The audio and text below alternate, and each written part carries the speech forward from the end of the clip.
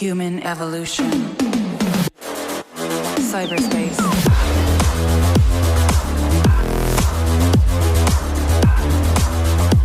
Activate. Voyageons un peu dans le temps. Il y a quelques mois, avant même que l'OMS ne détermine que l'humanité faisait face à une pandémie, elle a identifié l'émergence d'une infodémie en constatant que la désinformation basée sur la COVID-19 elle atteignait des proportions mondiales. Il y a un virus qui peut se propager plus vite que le coronavirus. C'est la désinformation et c'est ce qui risque de causer des dommages quand même irréparables. C'est pourquoi la santé publique nationale canadienne et dans toutes les provinces lance quotidiennement des appels. Et aujourd'hui, cet appel a été très senti, un grand appel à la responsabilité collective et individuelle. Écoutons la santé publique du Canada et du Québec. Il faut être très clair. Aujourd'hui, on demande à chacun de prendre des mesures importantes pour nous aider à retarder la propagation de la COVID-19 et à protéger le plus grand nombre de personnes possible. Je vous le dis, faites ce qu'on vous dit. Je vous en prie. Je vous en supplie. Il va de votre propre santé, de la santé de nos concitoyens. Puis on ne fait pas ça en disant « Hey, ça me tente d'avoir le trip de jouer à la dictature ». Non, on ne s'amuse pas ici. On prend des décisions extrêmement sérieuses. Non, cette femme mangeant une chauve-souris n'est pas responsable de la pandémie. Non, il n'existe aucun lien entre la 5G et le nouveau coronavirus. Non, la Chine n'a pas volé le coronavirus d'un laboratoire canadien. Bienvenue à Découverte.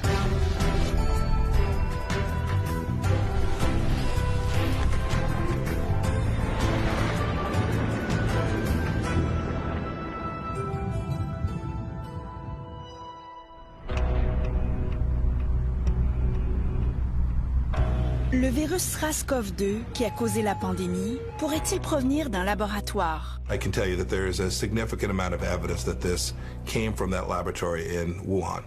Au tout début, cette hypothèse était dite farfelue, complotiste. Anyone who raises that theory on American television is attacked as a conspiracy monger. 1 an et demi plus tard, le ton a changé. L'hypothèse est devenue plausible. Lab accidents happen. It's common. Comment? C'est l'histoire que nous vous raconterons. Celle d'internautes qui, dans l'ombre, ont investigué la question et des scientifiques qui ont mis en péril leur carrière pour mettre au jour des informations troublantes. Nous ne savons pas ce qu'ils ont dans leur collection parce que toute leur base de données a été mise hors ligne.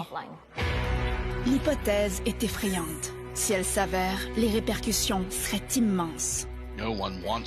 Personne ne veut être coupable de décisions ayant pu causer des millions de morts. Une enquête scientifique complexe, brouillée par les intérêts politiques de géants.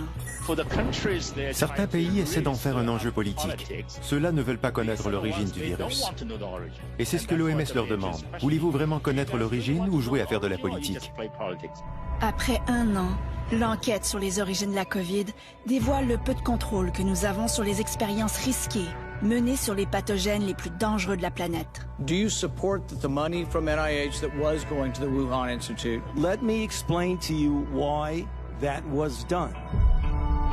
Elle projette le spectre d'un futur possible, une prochaine pandémie causée par des virus créés par l'humain.